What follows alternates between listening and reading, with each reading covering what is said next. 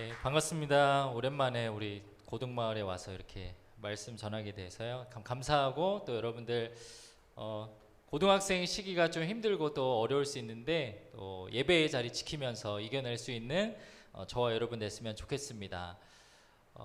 우리 전사님 덥다고 이렇게 얘기하셨는데 사실 저하고 전도사님하고 룸메이트예요. 같은 방을 쓰거든요, 사무실. 근데 저는 되게 추위를 많이 타고 전사님은 더위를 많이 타요. 그래서 사무실에서 알게 모르게 에어컨 싸움을 합니다. 에어컨 싸움이 뭐냐면은 출근할 때 저는 항상 적정 온도를 25도로 맞춰놓는데 잠깐 일하고 있으면 약간 추워서 보면 23도로 내려가 있어요. 누가 누른 걸까요? 저분이 누르신 거죠. 그럼 제가 화장실 가는 척하면서 살짝 누르고 나가요. 네, 그리고 이제 갔다 오면 또 다시 내려와 있고. 그래서 전사님한테 참 많이 쌓인 게 많고 힘들다. 그러나 이제는 싸울 일 없는 가을이 되었습니다. 할렐루야. 그래서 저희 이제 화목하게 지내려고요. 네, 오랜만에 와가지고 여러분하고 좀 즐거운 추억 좀 쌓고 싶어가지고 게임 준비했습니다. 밸런스 게임 준비했는데 한번 보여주시겠어요? 네. 밸런스 게임 여러분 선택하시면 되는 거예요. 첫 번째는 평생 동안 음악 안 듣기, 두 번째는 평생 동안 여행 안 가기. 어떤 거? 여행 안 가기? 여행 안 가기. 한번 여행 안 가기 손 들어보세요. 예. 그쵸. 대부분은 평생 동안 음악 안 듣는 것보다는 여행 안 가는 게 낫다. 이렇게 흥이 많은 인생을 살고 싶다 하고요. 두 번째, 더 아까운 거 요플레 뚜껑 안 먹고 그냥 버리는 거랑 쭈쭈바 꼬다리 안 먹고 버리는 거. 여러분 뭐가 더 아까우세요, 여러분? A? 요플레? 목사님 정해줄게요, 여러분. 쭈쭈바 꼬다리는요 버려도 돼요. 괜찮아. 뭐 탱크보이 뭐 아이스크림 뭐 여러 가지 있는데 버려도 괜찮아요. 쭈쭈바 꼬다리는 그거 먹어봤자 어차피 설탕이잖아요. 하지만 요플레는 뚜껑에 있는 그 요플레 다 핥아 먹어야 돼요. 왜? 유산균이잖아요, 유산균. 고등학생 때 장 관리 잘해야 됩니다, 여러분. 똥을 잘 싸야 시험도 잘 본다. 그래서 요플레 뚜껑 꼭 드시고요. 다음입니다. 자, 두 분 중에 세상에 남자가 둘밖에 없어, 얘들아. 그래도 선택을 해야 돼. 우리 여자친구들 미안하지만 둘 중에 하나. 자, 굳이 부연 설명을 하자면 뽀로로를 닮았으며 재미는 없지만 상냥한 남자 박세준이냐, 아니면 좀 위트 있고 재밌지만 좀 나쁜 남자 이상이냐. 여러분 A, B 누구로 고를래요? 자, A, 나는 박세준 전사님입니다. 야, 의리 없네. 제가 참고로 B 들라고는 안 했습니다. 예, 전사님 숫자 봤죠? 예, 그래도 박세준 전사님이 선택한 눈치 있는 친구들이 조금 있었다. 네, 그래요. 우리 알아서 선택하시고요. 이제 다음인데요, 마지막인데요. 둘 중에 하나로 살아야 돼요. 여러분 태어났는데 저의 아들 딸로 살아보실래요? 저의 엄마 아빠로 살아보실래요? 뭐가 나을까요? 이 질문하면은 꼭 우리 학생들은 머뭇머뭇한데 목자님들한테 한번 여쭤보겠습니다. 목자님들 저의 자녀로 살아보시겠어요? 저의 부모님으로 살아보시겠어요? 우리 목자님도 혹시 저의 자녀로 살고 싶다 한번 손들어 보시겠어요? 예. 왜요? 왜 이거밖에 없죠? 저 자녀 셋 아빠예요. 애들 잘해줍니다. 대부분은 저의 부모님이 되어주셔서 우리 목자님들 감사합니다. 저에게 용돈도 주시고 차도 사주시고 옷도 사주시고 예. 우리 부모님들 다시 한번 인사드리겠습니다. 엄마 아빠 안녕하세요. 네, 감사합니다. 우리 목자님들 저의 엄마 아빠가 되어주신다고 했으니까 앞으로 고등마을 올 때는 아들의 심정으로 이렇게 방문하도록 하겠습니다. 뭐 여러 가지 이렇게 재밌는 이야기를 나눴는데요. 예배 시간이 여러분들 즐거웠으면 좋겠고 또 하나님 말씀 듣는 귀한 격려가 있었으면 좋겠습니다. 우리 고3 친구들 이제 수능 시험이 얼마 남지 않았더라고요. 그래서 여러분들 많이 걱정이 되고 또 염려가 있을 텐데 하나님이 여러분 삶에 많은 부분들을 이끌어 가시고 또 도와주시는 것들을 경험하는 이 남은 고3 시기 되었으면 좋겠어요. 목사님 설교 말씀 나누기 전에 항상 외치는 구호가 있거든요. 그래서 오늘 이 시간에도 우리 말씀 구호 한번 같이 외치고 그리고 하나님 말씀 듣는 시간 가졌으면 좋겠습니다. 제가 말씀의 자리로 나아갑니다 하면 여러분이 노란색 글씨 같은 마음으로 좀 같이 외치고 그리고 말씀 듣도록 하겠습니다. 말씀의 자리로 나아갑니다. 나는 예배자입니다. 나는 하나님만 바라봅니다. 나는 마음을 다해 예배합니다. 이곳에 하나님이 계십니다. 아멘. 오늘 이 시간 함께 하시는 하나님의 은혜가 가득한 오늘 예배가 되길 축복합니다. 오늘 이 시간에는요, 여러분들과 사사기 7장 말씀을 가지고 2학기 에티튜드라는 제목으로 하나님 말씀 함께 나누도록 하겠습니다. 수시 원서 접수가 이제 9월 12일까지 1차 접수한다라고 하더라고요.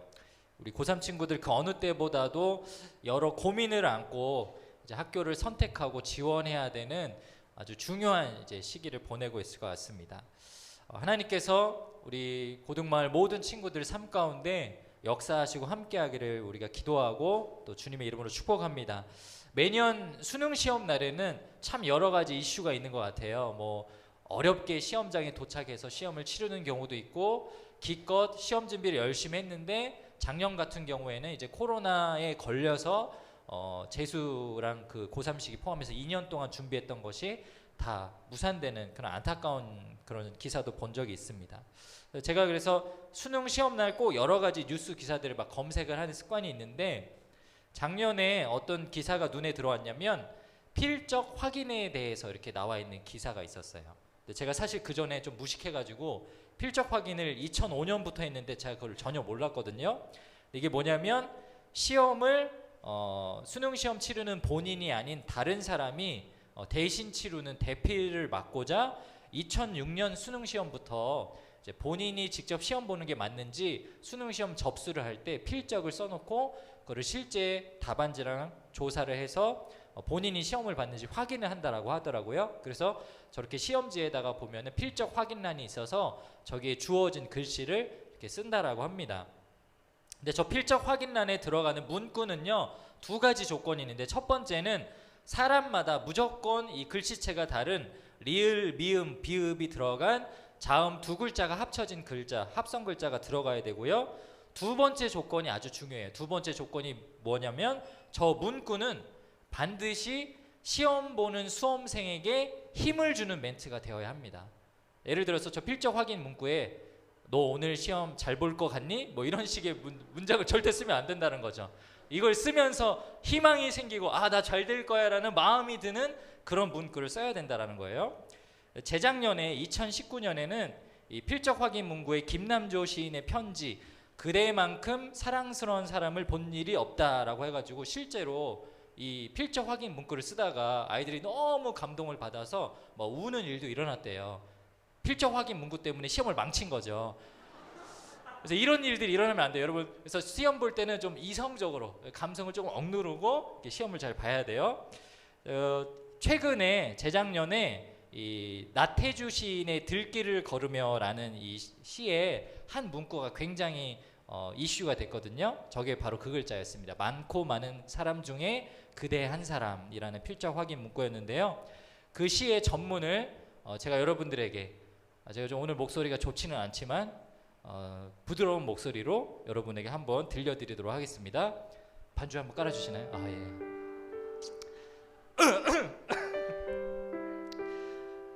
들길을 걸으며 나태주, 세상에 그대를 만난 건 내게 얼마나 행운이었나. 그대 생각 내게 머물므로 나의 세상은 빛나는 세상이 됩니다. 많고 많은 세상 사람 중에 그대 한 사람, 이제는 내 가슴에 별이 된 사람. 그대 생각 내게 머물므로 나의 세상은 따뜻한 세상이 됩니다. 아멘. 네, 여기 끝입니다. 늦게 안에 누가 저거 이렇게 좀 긁어주세요. 저희 다 모두 다 지금 치킨이 된 것 같은데, 참 시의 내용이 참 좋죠. 저는 읽으면서 굉장히 이게 감동이 되었던 게, 만약에 이 시를 그냥 시인이 우리에게 들려주는, 독자들에게 들려주는 시가 아니라 하나님이 저와 여러분에게 하는 메시지라면 참 감동적이고 의미가 있는 메시지라고 생각을 해요. 세상에 그대를 만난 건 하나님에게, 하나님이 이렇게 고백하는 거죠. 내게 얼마나 행운이었나. 아들아 딸아, 네가 태어난 건 참 나한테 행운이었다. 그리고 너를 생각할수록 내 세상은 빛나는 세상이 된다. 하나님이 실제로 저와 여러분을 보시면서 그렇게 생각하고 계시고 그렇게 말씀하고 계십니다. 하나님 안에 저희가 머물고 있을 때 하나님이 이렇게 수없이 많은 축복을 내려주세요. 오늘 이 말씀은, 이 사사기 7장에 있는 말씀은요, 저와 여러분처럼 내가 정말 하나님께 속해 있을까? 하나님이 정말 이 부족한 나라는 한 사람을 지켜보고 계실까라는 의심과 두려움 속에 있었던 이 사사 기드온이라는 사람이 하나님에게 완전히 붙잡혀서 하나님을 신뢰함으로 엄청나게 힘들고 어렸던 그 전쟁 가운데 승리하는 그 기사가 담겨 있습니다. 오늘 이 말씀을 보면서 다가오는 얼마 남지 않은 이 수능 시험을 치르는 우리 고3 친구들의 마음가짐과 더불어 2학기를 맞이하고 2학기를 감당해야 하는 우리 고등마을 모든 친구들의 어떠한 마음가짐이 중요한 것이고 필요한지 오늘 말씀을 통해서 깨닫는 귀한 시간이 되길 주의 이름으로 축복합니다. 2학기 애티튜드, 우리가 새 학기 하나님께서 우리에게 원하시는 모습은 무엇일까요? 오늘 말씀을 통해서 같이 한번 찾아보도록 하겠습니다. 새 학기 하나님께서 우리에게 원하는 모습은 무엇일까? 첫 번째로 신앙에 있어서 가식이 없는 모습입니다. 한번 따라해 볼까요? 신앙에 있어서 가식이 없는 모습입니다. 네, 오늘 우리가 읽은 이 말씀이 사사기 7장 말씀인데요. 사사기 6장과 7장 말씀을 읽어보면 그 당시 이 사사기 배경에 나오는 이스라엘 백성들이 어떤 시대에 살았는지 대략적으로 이해를 할 수가 있습니다. 아마 구약 성경의 대부분의 배경이 아마 이런 것일 텐데요. 사진 한번 보여주시면 그 당시 구약 성경과 더불어 이 사사기 시대의 특징이 무엇이었냐면 사람들에게 어떤 힘든 일이 닥쳐요. 고통이 닥칩니다. 그래서 이스라엘 백성들이 막 기도를 해요. 선지자들이나 사사들을 찾아가서 왜 우리에게 힘든 일이 있냐, 하나님이 좀 도와주셨으면 좋겠다, 열심히 기도를 합니다. 그러고 나면은 하나님이 구원을 해주시고 평안이 찾아오죠. 네, 그러고 나면 사람들이 또 어떻게 해요? 죄를 저지르고 하나님 앞에 반역을 합니다. 그러고 나면 하나님이 또 벌을 주세요. 그리고 너무 극심한 벌을 받으니까 또다시 하나님께 돌아가서 기도하고, 이 프로세스가 계속 되풀이되듯이 돌아가는데 그것이 가장 심하고 자주 찾아왔던 시기가 바로 오늘 우리가 읽었던 이 사사기 성경의 배경이에요. 자, 그때 어떤 사람이 등장하냐면, 그래서 사사기 1장부터 24장까지 여러 가지 사람들이 나오는데 그 중에 대표적인 사람이 기드온이라는 사람입니다. 이 기드온이라는 사람을 사진을 한번 보여주시면은 이 300명의 용사를 가지고 13만 5천 명을 무찌른 엄청난 기적과 같은 전투를 행했던 사람이고요. 굉장히 용감한 용사였다라고 오늘 성경에 기록되어 있어요. 그 당시 배경을 조금 더 자세히 설명을 해보자면 사사기 6장 1절에 이렇게 나와 있습니다. 사사기 6장 1절과 2절 말씀을 보니까 이스라엘 백성은 또다시 여호와께 보시기 나쁜 일을 했습니다. 아까 그림에서 본 것처럼 또다시 나쁜 짓을 한 거죠. 자, 그러고 나니까 하나님 어떻게 하죠? 벌을 불려요. 벌을 주시는데 어떻게 하냐면 미디안 백성, 이스라엘 백성 바로 위쪽에 살고 있었던 미디안이라는 족속이 있었는데 그 사람들이 이스라엘을 다스리게 했다, 괴롭혔다라는 거죠. 몇 년 동안? 7년 동안. 근데 얼마나 이 사람들이 얼마나 힘들게 괴롭혔냐면 2절 말씀에 보니까 미디안 사람들은 매우 강했으며 이스라엘 사람들을 잔인하게 대했습니다, 이렇게 나와요. 우리가 생각하는 것처럼 뭐 일제 강점기 이런 수준이 아니라 BC 한 700년 막 이런 시기니까 굉장히 미개하고 사람들이 더 잔인하게 사람들을 괴롭혔던 거죠. 그러니까 이스라엘 사람들이 어떻게 행동을 했다고 나옵니까? 그래서 이스라엘 사람들은 노란 글씨 보니까 산에 있는 동굴이나 산성에 숨기도 했습니다. 도저히 집에서 살 수가 없는 거예요. 막 와가지고 음식물 빼앗고 이런 정도가 아니라 사람을 죽이기도 하고 막 빼앗아 가기도 하고 이러니까 너무너무 무섭고 두려워서 다 산속 깊은 곳으로 숨었다라는 것이죠. 여러분 생각해 보세요. 하나님이 출애굽해가지고 이스라엘 백성들을 200만 명을 가나안 땅에 가서 저 젖과 꿀이 흐르는 땅에서 우리가 행복하게 살 거다라고 하나님이 데리고 나오셨는데 거기 정착한 지 얼마 되지 않아서 이런 힘들고 어려운 일이 반복되는 거예요. 그러니까 이스라엘 백성들이 어떤 생각을 했겠어요? 도대체 하나님 살아계신 것 맞냐? 우리 버린 거 아니냐? 이런 원망을 했다라는 거죠. 근데 중요한 거는 여러분 신앙생활 하다 보면은 청소년기를 지나서 특히 중학생 때는 잘 그러지 않는데 고등학생 시기 때 유난히 우리는 이런 착각들을 많이 해요. 아, 하나님이 나를 버린 것 같아. 하나님이 나를 도와주시지 않는 것 같아. 그래서 이상하게 막 수시 이거 지원은 끝나고 수능 시험 끝나고 나면은 신앙생활을 하던 아이 중에 미안하지만 고3 친구들 중에 한 절반 정도는 절망해가지고 막 불만을 가지고 불평을 하고 막 교역자들을 찾아와요. 아, 목사님, 전도사님, 제가 1년 동안 예배도 잘 드리고 기도도 열심히 하고 수련회도 하고 다 했는데 왜 하나님이 저는 이렇게 도와주시지 않나요? 나 저 누구보다도 더 열심히 했는데 왜 이런 좋은 결과들을 주시지 않나요? 라고 원망하며 불평할 때가 있죠. 이스라엘 백성들도 그렇게 했다라는 거예요. 우리가 읽어보지는 않았지만 6장 3절과 4절 말씀을 보면은 얼마나 구체적으로 그들을 괴롭혔는지 나옵니다. 막 농작물들 농사지고 있으면 거기다가 막 퇴비를 다 뺏어가가지고 농사도 못 짓게 하고 가축 다 뺏어가고 사람도 뺏어가고 너무나도 힘들고 어려운 시기, 절망적인 시기를 보냈다라고 나와요. 자, 근데 그때 하나님이 이스라엘 백성들에게 찾아오세요. 6장 11절부터 17절을 보니까 이제 기드온이라는 한 사람을 만나기 위해서 하나님이 천사를 보냅니다.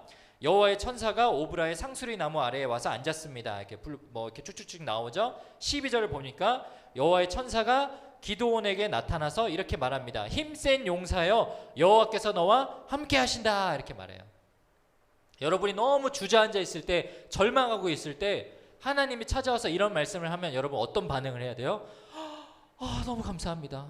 진짜 하나님 제 옆에 계셨군요. 막 눈물 흘리고 막 감격이 되겠죠. 근데 오늘요, 기드온은 그렇게 반응하지 않아요. 완전히 마음이 다 다쳐가지고 오히려 뭐라고 얘기하냐면 13절에 이렇게 말해요. 무슨 말씀입니까? 여호와께서 우리 함께 계시다면 왜 이토록 많은 괴로움을 겪어야 합니까? 이렇게 말해요. 상식적으로 이해가 되기도 하지만 너무 힘들었으니까. 근데 아무리 그래도 그렇지 하나님의 천사가 찾아와서 이런 위로의 말씀을 하는데 어떻게 이렇게까지 완악하게 반응할 수 있느냐. 그래서 막 논리적으로 이야기를 해요. 우리 조상들은 여호와께서 많은 기적을 일으켰다라고 말하고 애굽에서 구원해 주셨다고 말하는데 나는 못 믿겠다. 그러면서 여호와께서는 지금 우리를 버리셨습니다 라고 이야기하죠. 냉정하게 지금 상황에 대해서 하나님 앞에 오히려 불만을 가지고 대들면서 이야기를 해요. 사실은 이게 자연스러운 거예요. 여러분들도 그럴 수 있어요. 근데 놀라운 것은 그때 하나님이 어떻게 반응하시는지를 기억을 해야 됩니다. 참 황당하죠. 하나님의 천사가 와서 너와 함께 하겠다, 너는 강한 용사다, 너를 도와주겠다라고 말씀하시는데 그걸 다 거절하고 불만을 표현하는데도 하나님은 참고 인내하고 우리에게 이렇게 말씀하십니다. 사사기 6장 16절 같이 한번 읽어보겠습니다. 6장 16절 말씀이요. 시작. 여호와께서 기드온에게 대답하셨습니다. 내가 너와 함께 할 것이다. 너는 마치 단 한 사람하고만 싸우는 것처럼 미디안의 군대와 싸워 쉽게 물리칠 것이다. 아멘. 저는 이 말씀이 너무 중요하다고 생각하는데 첫 번째는 뭐냐면 하나님이 너와 함께 하신다. 우리와 함께 하신다라는 놀라운 위로를 해주신다라는 거예요. 나는 지금 버림받은 것 같고 혼자 있는 것 같지만 하나님 뭐라고 말씀하신다고요? 너와 함께 할 것이다. 사랑하는 여러분, 저와 여러분과 함께 하시는 분이 하나님이시다라고 말씀하시죠. 그리고 두 번째, 지금 뭐라고 고백하시냐면 아주 구체적으로 승리를 말씀해 주시는데 뭐라고 말씀하시냐? 너는 마치 단 한 사람하고만 싸우는 것처럼 미디안의 군대와 싸워 쉽게 물리칠 것이다 라고 말해요. 그래서 놀라운 것은 기드온이 여호와의 천사가 찾아왔을 때 지금 당장 자기가 무엇이 필요한지 말하지 않았어요. 나는 저 미디안 족속 때문에 힘들어서 못 살겠습니다. 저 자식들을 좀 하나님 물리쳐 주세요 라는 요구를 하지 않았어요. 근데 하나님이 먼저 말씀하시죠. 미디안의 군대를 싸울 텐데 네가 단 한 사람하고 싸우는 것처럼 아주 쉽게 이기게 해주시겠다. 이 말씀은요, 하나님이 여러분이 말하지 않아도 우리가 지금 필요한 거, 내가 지금 가장 어려워하고 내가 힘들어하는 거 하나님은 다 알고 계시다라는 거예요. 그래서 신앙생활할 때 가장 중요한 것이 무엇이냐면 하나님 앞에 가식 없이 대하는 거예요. 하나님 앞에. 저는 이 청소년 시기에 가장 중요한 신앙의 태도가 있다라면요, 정말 하나님이 살아 계시는가? 엄마 아빠가 믿는 그 하나님 말고 나는 정말 그 하나님에 대해서 얼마나 알고 있는가? 내가 정말 제대로 이해하고 있는가? 그래서 나는 그 하나님을 신뢰하고 하나님한테 모든 것을 맡기고 내 삶을 다 드릴 그런 마음의 준비가 되어 있는가? 자기 자신을 점검해 봐야 된다는 거죠. 근데 청소년기에 이 점검을 하지 않고 성인이 되잖아요. 그럼 이상하게 신앙생활에 대한 매너리즘이 찾아와요. 그냥 이거를 뭔가 어떤 습관적인 태도로만 신앙을 갖고 하나님을 굉장히 멀찌감치 대하게 됩니다. 그래서 하나님에 대해서 전적으로 이해하고 경험하는 것이 점점 어려워져요. 왜냐하면 여러분이 어린 시절에는 조금 더 순수한 마음으로 하나님께 예배하고 기도하고 물어볼 수 있는데 성인이 되면 시간도 없지만 생각도 고착화돼 버려가지고 하나님에 대해서 궁금해하지도 않을 뿐더러 그냥 내 생각대로 정의를 해버리거든요. 그래서 저는 이 시기에, 청소년 시기에 실제로 여러분들이 하나님과 좀 싸워봤으면 좋겠어요. 논쟁을 해봤으면 좋겠어요. 그 논쟁이 뭐 유치하게 하나님 살아계세요? 그럼 지금 보여주세요. 하나님 살아계세요? 그럼 제 귓가에 음성 좀 들려주세요. 이런 말도 안 되는 이야기를 하는 것이 아니라 성경적인 범주 안에서 정말 하나님 살아계십니까? 하나님 제가 이 선택하는 것이 옳습니까? 하나님 제가 말씀대로 살았는데 하나님 정말 역사하시는 걸 볼 수 있습니까? 저에게 가르쳐 주세요. 하나님의 방법대로 보여주세요. 사람을 통해서, 설교를 통해서, 예배를 통해서 그런 결과들을 여러분들이 요구할 필요가 있다라는 거죠. 목사님은 중학교 3학년부터 고등학교 3학년 때까지 놀라운 인생을 살았어요. 저는 합기도 선수로 살았습니다. 중학교 3학년 때부터 고3 때까지 한 3년여 6개월의 시간을 운동선수로 살았어요. 운동선수로 살았던 저의 인생의 목표는 무엇일까요? 운동선수가 되는 거예요. 그래서 고등학교 3학년 때까지 열심히 운동하는데 제가 했던 운동이 합기도라는 운동이었어요. 합기도는 태권도랑 달라서 정식 올림픽 종목도 아니고 아시안게임 종목도 아니에요. 그래서 대학에 갈 수 있으려면은 서울시에서 하는 전국 그 선수권 대회가 있는데 거기서 입상을 하면은 특별 전형으로 대학에 갈 수가 있었어요. 근데 제가 보기와는 다르게 운동을 잘했을까요? 못했을까요? 고마워요. 잘했어요. 그래서 제 체급이 웰터급이었어요. 제가 지금은 몸무게가 한 73kg 정도 나가는데 고등학교 3학년 때까지 중3 때부터 고3 때까지 몸무게가 지금 이 크에 항상 55에서 57 여기서만 왔다 갔다 했어요. 삐쩍 말라가지고 얼굴이 이렇게 너무너무 못생겼어요. 제 고등학교 때 사진 전혀 보고 싶지 않아요.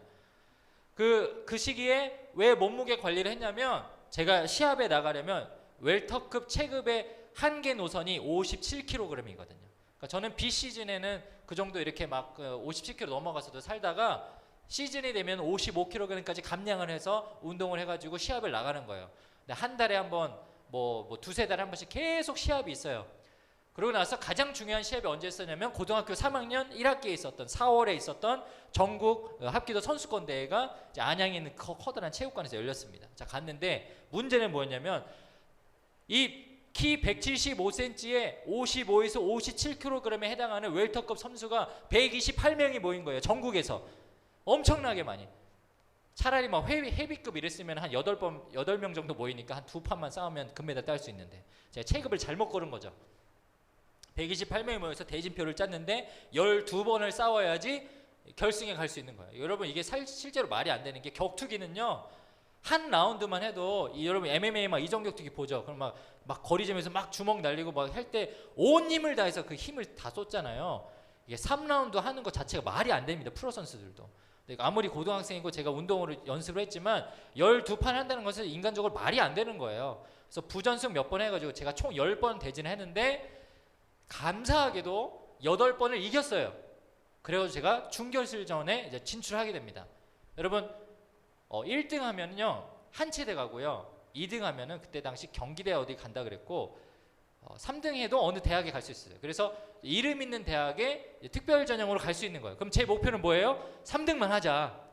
그리고 3등이 지금 코앞에 있는 준결승전에 진출을 했습니다. 여러분 제가 다른 사람도 아니고 모태신앙이고 운동선수지만 한 번도 주일성수 빠지지 않고 예배 드렸고 그러면 하나님이 저희가 어떤 은혜를 주셔야 돼요? 거기서 우승하는 막 감격을 주셔야 되죠. 그럼 막 트로피 들고 이 모든 것은 하나님의 은혜입니다. 막 모든 영광 하나님께 올려드리고 막 이렇게 멘트 쳐야 되잖아요. 그죠? 이게 정상적인데 제가 준결승전에 이렇게 나갔는데 말도 안 된 선수를 만났어요. 보통 아이들이 그때 여기 뭐 뒤에다가 뭐 어디 자기 소속 체육관 이름 쓰여져 있고 이렇게 해가지고 이렇게 띠 붙고 이렇게 해서 시합을 뛰어요. 오는데 저랑 붙은 애는 머리를 삭발한 친구였어요. 그리고 몸무게 57kg에 보기에는 너무 우락부락한 친구. 쟤 웰터급 맞아라는 의심이 드는 친구. 그렇게 하는데 이 합기도가요 점수를 내는 게 태권도랑 비슷해요. 발차기를 해가지고 몸통이나 머리를 치면 점수를 내고 추가가 있는데 잡아서 넘어뜨려도 점수를 받아요. 그래서 보통 이렇게 태권도 하지 자세를 이렇게 잡고 이렇게 스텝을 밟고 발차기를 하거든요.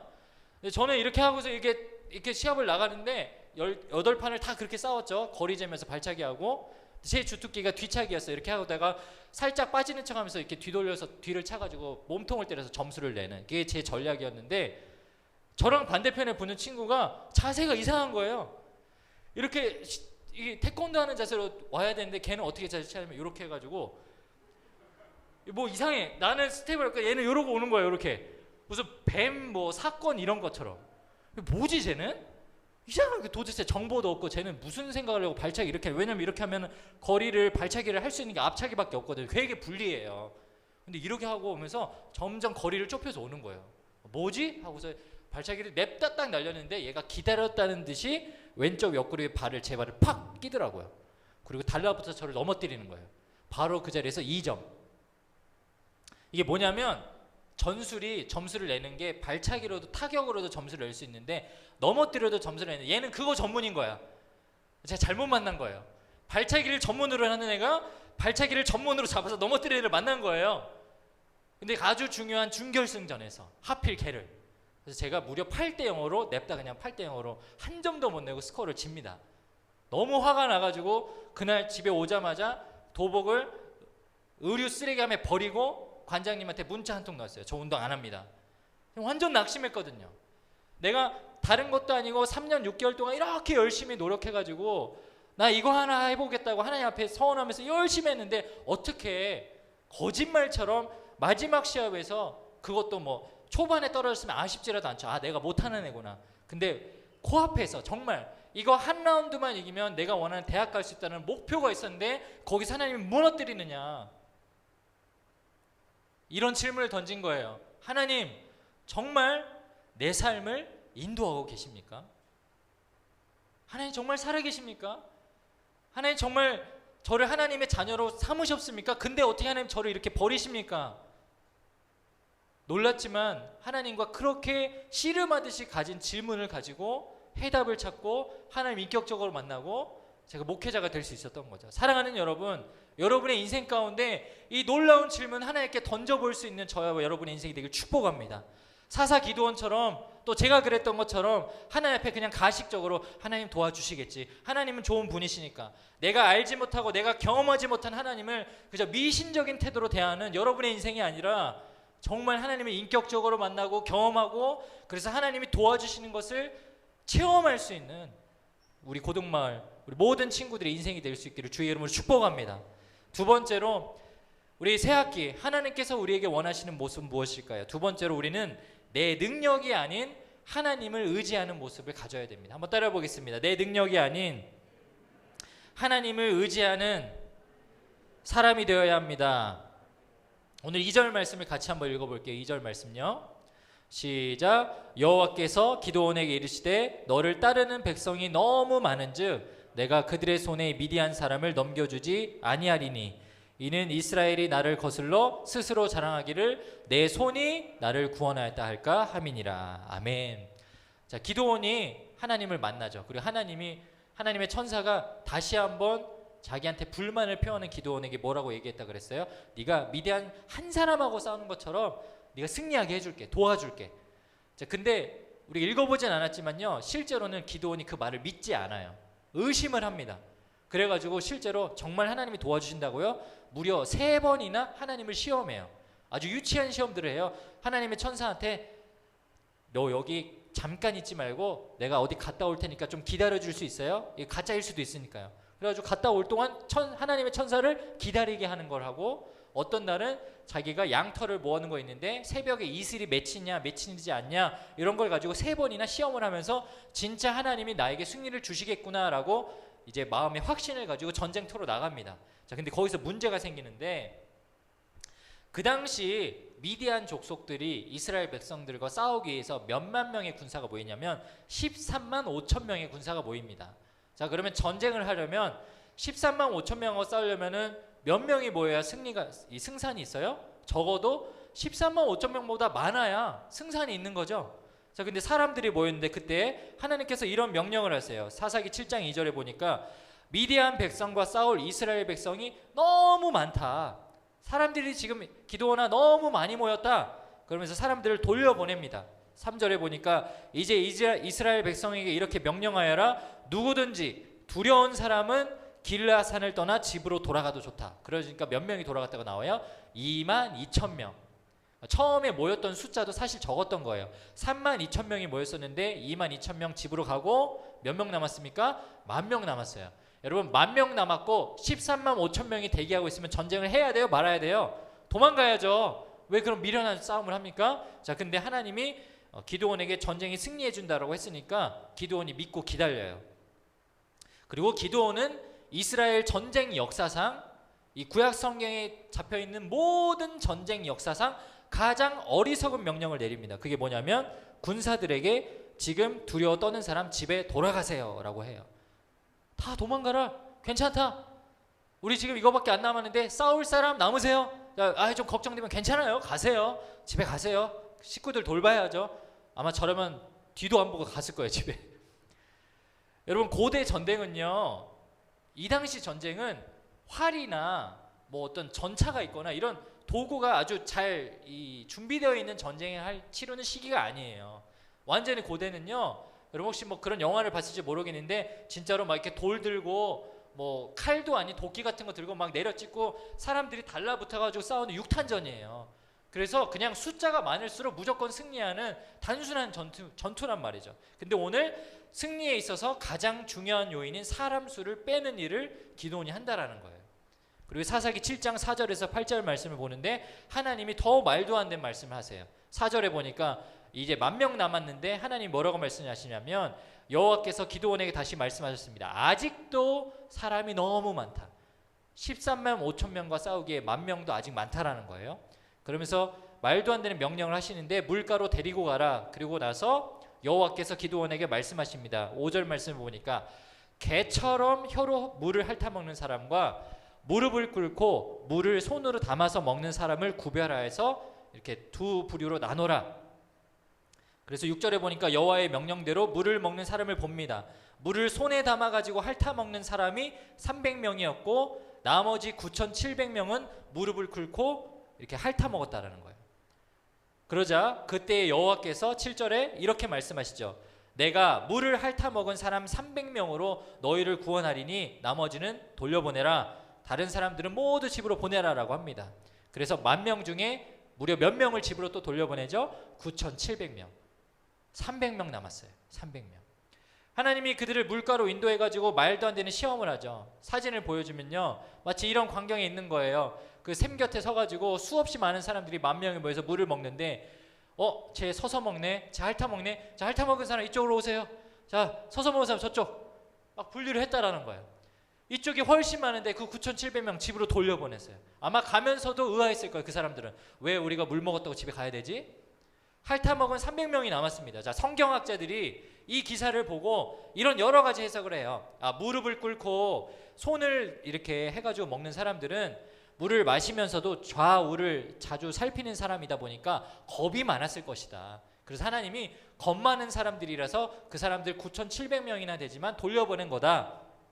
그리고 혀로 핥아먹은 사람들은 이 아주 담대하고 날쌘 사람들이라 그냥 고개를 쳐박고 거기서 물을 마시고, 그래서 하나님이 그 사람들을 뽑았을 것이다 라고 말을 해요. 여러 가지 근거가 있지만 정확한 설명을 성경이 하지 않아요. 근데 우리는 중요한 사실을 깨달아야 돼요. 하나님이 어찌됐든 지금 뭘 하고 계시다? 사람을 계속 줄이고 있다라는 거죠. 이것이 큰 그림에서 보면 하나님이 저와 여러분들의 인생을 끌고 갈 때는 가끔은 말도 안 되는 방법을 통해서 우리 삶을 인도하신다라는 거예요. 우리가 봤을 때는 이렇게 적게 모인 것이 실패라고 할 수 있고, 그 중에서도 9,700명 데려가는 것이 말도 안 되고 아주 힘들고 어려운 상황이 찾아왔다라고 우리는 받아들이지만, 하나님의 시선에서 봤을 때는 그게 옳은 거예요. 그게 맞는 거예요. 왜냐? 하나님이 오늘 사사기 7장 이전에 말씀하시죠. 백성이 너무 많아서 너희들이 전쟁에서 승리했을 때 와, 우리가 이겼다, 우리가 승리했다, 이런 말 못하게 하겠다. 2절 말씀에 뭐라고 말씀하시죠? 내가 너희로 하여금 우리 스스로 내 손이 나를 구원하였다라고 말하지 못하게 하리라. 하나님이 약속하셨거든요. 하나님의 계획이거든요. 그래서 오늘 10,000명이 아니라 32,000명이 아니라 9,700명이 아니라 단 300명을 놔두고 싸움에 임하게 하신다라는 것입니다. 그리고 나서 기드온에게 명령하세요. 사사기 7장 9절. 그 밤에 여호와께서 기드온에게 이르시되 일어나 진영으로 내려가라. 내가 그것을 네 손에 넘겨 주었느니라. 하나님 뭐라고 말씀하시죠? 넘겨 줄 것이니라 하지 않아요.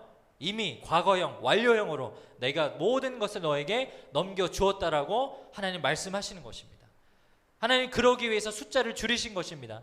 하나님, 제가 수능 시험을 잘 치르고 좋은 대학에 간 것이 제가 열심히 해서 한 것입니다 라고 여러분 스스로 자랑하지 못하게 한다라는 거예요. 내가 좋은 직장에 가서 직장 생활하고 좋은 가정을 이뤄서 자녀를 낳고 행복한 삶을 사는 것이 네가 잘 먹고 잘 사서 네가 노력해서 한 것이 아니다라고 오늘 하나님은 저와 여러분에게 선포하시는 것입니다. 네가 한 것이 아니야. 내가 한 것이야. 그럼 우리는 어떻게 살아가야 할까요? 하나님, 저는 부족하지만 이 모든 것을 하나님께 맡깁니다라고 고백하며 살아가야 하지 않을까요? 제가 말했다시피 제 인생은 실패한 인생이었어요. 1, 2년이 아니고 3년 6개월을 운동선수로 살았는데 그게 다 무너졌어요. 실패했어요. 그리고 절망 가운데 있는데 하나님이 저를 콕 집어다가 중국 여름 선교를 가게 하시더라고요. 여러분 고3에 수능시험 100일도 아니도 80일도 안 남은 사람이 제가 8월 말에 갔거든요. 8월 말에 중국 해외 선교를 일주일 동안 간다는 게 상식적으로 말이 됩니까? 저 같은 인생은 어떻게 해야 돼요? 이제 운동으로 망쳤으니까 4월부터 11월까지 죽어라 공부해야죠. 남들보다 더 열심히 해야죠. 막 코피 터지게 해야죠. 근데 하나님이 저를 데려다가 중국 선교를 보내주시더라고요. 심지어 공짜로 갔어요. 이유는 한 가지였어요. 저 카메라 만질 줄 안다고. 카메라 이거 찍어주라고. 도와주라고. 가가지고요. 중국 선교 가가지고 그 말도 안 되는 일들을 다 겪었습니다. 2001년에 갔는데 문명화가 안 된 이 중국 사람들이 얼마나 못 사는지 시골 교회 가가지고 정말 진흙에 똥 바른 집도 가보고요. 화장실이 다 뚫려 있어가지고 이 좌변기에 앉아 있으면 옆 사람과 대화할 수 있는 그런 시골 마을에 가서 사역을 했어요. 놀랍게도 거기서 하나님이 저를 만나 주신 거예요. 어느 날 마지막 날에 저희가 사역을 마치고 기도를 하는 시간이 있었는데 가정교회라고 해가지고 그 조그만 중국 소마을에 저희 교회에서 간 팀이 30명이었고 거기 안에 있는 중국 사람들이 한 100여 명이 모였어요. 땡볕에 여름에 더운 날에 선풍기 하나밖에 달려있지 않은 그 좁은 집에 130명이 모여 있는데 냄새가 너무 고약한 거예요. 여러분 중국 사람들 지금은 모르겠지만 그 당시 사람들 얼마나 더러운지 아세요? 가면은 막 이빨이요 다 썩어 있어요. 치과도 안 다니고 칫솔질도 안 하는 더러운 사람들. 몸에서 막 썩은 내가 나고 막 진짜 찌든 내가 나요. 근데 거기서 사역을 하니까 제가 막 너무 싫은 거예요. 카메라 들고 이런 거를 하는데 마음이 기쁘지가 않은 거예요. 원망이 들겠죠. 나는 뭐 학기도도 지금 인생 망쳐가지고 당장 공부해야 되는 인생이 왜 도대체 하나님 저를 여기에 보냈습니까? 막 원망이 들고 힘이 들죠. 근데 다 마쳤는데 집회가 끝났는데 목사님이 그런 제안을 하는 거예요. 오늘 한국에서 온 사람들이 여기 100명씩 모였는데 한 사람당 한국 사람 한 사람당 3, 4명씩 붙잡고 기도해 주라고. 오늘 하나님이 그걸 원하시는 것 같다고. 그래가지고 고등학생인 저도 갑자기 카메라 내려놓고 전도사님 끌고 와가지고 기도해 주라 그래가지고 중국 사람 3, 4명을 짝을 지어줬어요. 너무 싫죠 지금. 막 가까이 가니까 냄새는 더 나지. 막 말은 하기 싫지. 중국 사람들 막 그 내가 여기 왜 왔나 막 전혀 동기부여는 되지 않지. 그래서 어쨌든 기도하라니까 어떻게 해요? 기도해야죠. 한 사람씩 붙잡고 기도를 했어요. 첫 번째 사람 붙잡았어요. 손을 잡자마자 그 사람이 멍멍 울더니 막 그 자리에서 무릎을 꿇고 막 중국말로 막 기도하면서 막 엉엉 우는 거예요. 이게 뭐지? 이게 뭔 상황이지? 손을 떼고 두 번째 사람 또 손을 잡았어요. 그 사람도 또 제 손을 잡자마자 막 엉엉 울면서 막 기도하는 거예요. 막 중국말로 막 쉐라쉐라 하면서 제가 봤을 때 막 방언하는 것 같기도 하고 기도하는 것 같기도 해요. 세 번째 사람도, 네 번째 사람도. 근데 마지막 사람 손을 잡았을 때 갑자기 저도 모르게 복받치는 감정이 막 눈물이 쏟아지는 거예요. 근데 하나님이 저에게 이런 사인을 주시는 것 같더라고요. 괜찮아. 너도 내가 쓰임받게 할 거야. 네가 지금 이 나라 전혀 말도 통하지 않는 이 사람들에게 하나님의 은혜를 끼친 사람이 된 것처럼 내가 너를 사용할 거야 라고 마치 저에게 말씀해 주시는 것 같은 거예요. 제가 그래서 그 자리에서 똑같이 얼마나 엉엉 울고 제가 그동안까지는 냄새가 나서 손도 잡기 싫었던 그 사람들을 끌어안고 얼마나 울면서 기도했는지 몰라요. 사랑하는 여러분, 하나님은 그렇게 역사하세요. 내가 할 수 있어서 내 힘으로 한다라고 했을 때 실패할 수 있을 때 하나님께서 우리 삶을 제대로 인도해 가시고 그리고 그것을 통해서 우리에게 신뢰하는 말씀을 주시죠. 아니야, 네 힘으로 네 능력으로 하는 것이 아니라 내가 네 삶을 인도해 가실 거야. 사랑하는 우리 고등마을 친구들, 특별히 우리 수능 시험 얼마 남지 않은 우리 고3 친구들, 여러분 마음 가운데 오늘 들려주시는 이 하나님의 놀라운 말씀이 마음속에 새겨질 수 있기를 주의 이름으로 축복합니다. 내가 일하는 것이 아니고 하나님이 먼저 일하시고 내가 노력하는 것보다 더 크게 역사하시는 하나님의 일하심을 경험할 수 있는 우리 고등마을이 될 수 있기를 주의 이름으로 축복합니다. 모든 것을 하나님께 맡겨드리고 하나님만 바라보고 신뢰하는 인생, 그런 자세로 이번 2학기 여러분의 삶을 살아가시는 우리 고등마을 모두가 되기를 주의 이름으로 축복합니다. 함께 기도하겠습니다.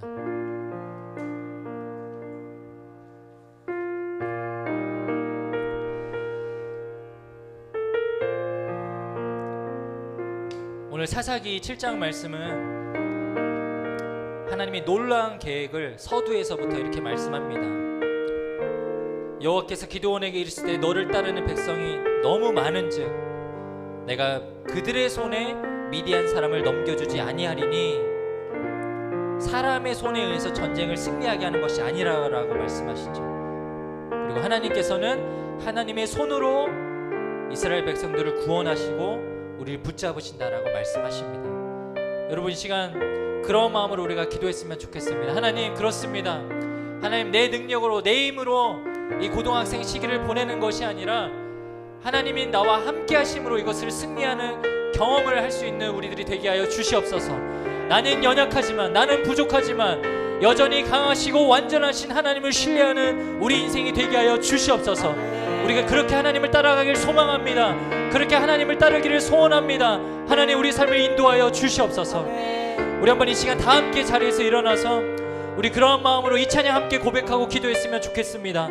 날이 저물어 갈 때, 빈들에서 걸을 때, 내 힘으로 안 될 때, 빈손으로 걸을 때 하나님께서 나에게 일하시고 함께 하심을 신뢰합니다. 우리는 그 하나님을 찬양합니다. 우리 그런 마음으로 주가 일하신 함께 찬양하고 기도하며 나아가겠습니다. 날이 저물어 갈 때, 빈들에서 걸을 때, 그때가 하나님의 때.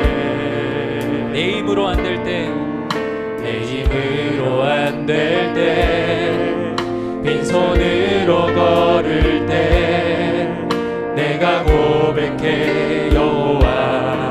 다시 한번 고백하겠습니다. 날이 저물어 갈 때, 날이 저물어 갈 때, 빈들에서 걸을 때, 그때가 하나님의 때. 주님, 내 힘으로 안 될 때, 내 힘으로 안 될 때, 두 손으로 걸을 때 내가 고백해 여호와.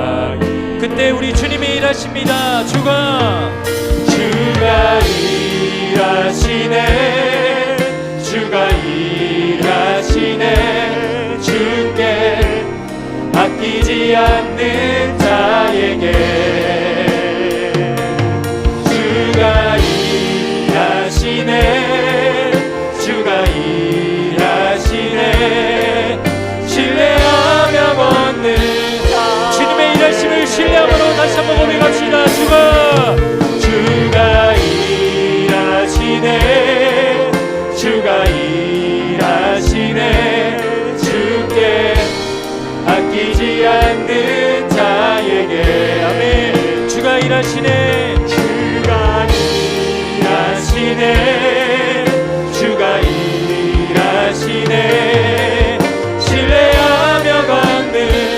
우리 마지막으로 전심으로 우리 두 손을 높이 들고 주가 일하시네, 주가 일하시네, 주가 일하시네. 주께 아끼지 않는 자에게 주가 일하시네, 주가 일하시네. 신뢰하며 걷는 자에게. 아멘. 하나님, 그렇습니다. 주님께 모든 것을 드린 사람, 아끼지 않고 주님께 내 마음을 모두 드린 우리에게 하나님 일하시고 함께 하신다라고 오늘 우리에게 말씀하십니다. 사랑하는 여러분, 그러기에 우리가 이 시간 하나님께 맡겨드리며 우리 인생을 주님 앞에 맡겨드리며 이렇게 기도했으면 좋겠습니다. 하나님, 내 삶을 인도하여 주시옵소서. 내 힘으로 살아가는 인생이 아니라 하나님의 도우심으로 이끌어가는 우리 인생이 되게 하여 주시옵소서. 내 마음과 내 뜻과 내 노력으로 살아가는 것이 아니라 하나님과 도우심으로, 하나님의 인도하심으로 이 고등학생 시기를 보내는 우리 인생이 되게 하여 주시옵소서. 우리 시간 주의 이름을 크게 한번 부르짖고 다 함께 주님께 맡겨드리며 기도하며 나가겠습니다. 주여, 주님 좋습니다. 하나님, 내 인생을 주님께 맡겨드립니다. 내 모든 삶의 역사신 주님을 바라봅니다. 하나님께서 인도하시고 함께하여 주시옵소서. 하나님, 내 능력으로 하는 것이 아니라, 나의 힘으로 하는 것이 아니라, 내 노력으로 하는 것이 아니라 하나님 역사하시는 경험을 우리 삶에 되게 하여 주시옵소서. 주님의 못하심을 보게 하여 주시옵소서.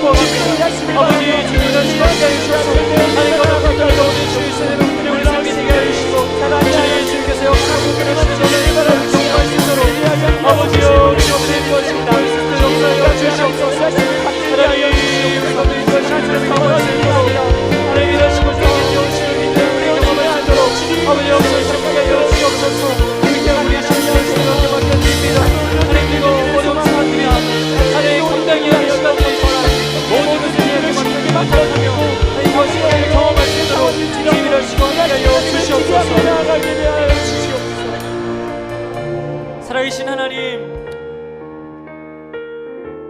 내 힘으로 하는 인생, 내 뜻과 내 맘대로 하는 인생을 살아봤습니다. 그런데 그때마다 원망과 불만과 불평이 가득 찼습니다. 하나님이 도와주시지 않는 것 같아서, 때로는 하나님이 나를 포기하고 버린 것 같아서, 부모 친구도 다 버린 인생, 나도 포기한 인생, 하나님마저도 나를 버렸구나 좌절하고 절망할 때가 있었습니다. 그러나 주님, 오늘 귀한 하나님의 말씀을 듣습니다. 여전히 나와 함께 하시고, 미디안 사람들과 싸울 때에 단 한 사람과 싸우는 것처럼 우리 가운데 최대한의 도우심으로 함께 하시는 하나님의 섭리를 기다립니다. 주님, 우리가 그 주님만 바라보고 살아가는 우리 인생이 되게 하여 주시옵소서. 특별히 우리 고등마을 고3 친구들, 이제 곧 다가오는 수시 원서 접수와 얼마 남지 않은 수능 시험 가운데 위로와 격려와 힘이 필요합니다. 주님 찾아가 주셔서 말씀하여 주시옵소서. 오늘 사사 기드온에게, 이스라엘 백성들에게 말씀하셨던 놀라운 전쟁의 승리의 선포가 그들 삶 가운데 임할지어다. 그들 인생 가운데 함께할지어다. 주님, 우리의 기도와 간구를 들으시는 성령 하나님, 우리의 모든 필요를 주님께서 알고 계시오니 우리의 기도 가운데 응답하시고 함께하시는 놀라운 인생 되게 하여 주시옵소서. 그래서 이 고3 시기 또 고등학생 시기를 다 마친 이후에 하나님께서 내 삶과 함께하셨다, 나와 동행하셨다, 감사와 찬양의 고백을 올려드릴 수 있는 우리 고등마을 모두가 될 수 있도록 주님 역사하여 주시옵소서. 이제는 우리 주 예수 그리스도의 은혜와 하나님 아버지의 극진하신 사랑하심과 성령님의 감동과 역사하심이 오늘 사사 기도원의 말씀을 들으며 하나님이 함께 하시는 인생을 살기로 결단하는 우리 고동마을 모든 친구들 위해, 그들의 가정과 또 우리 모든 목자님들의 직장과 환경들 위해 이제로부터 영원까지 함께 하시기를 간절히 축원하옵나이다. 아멘.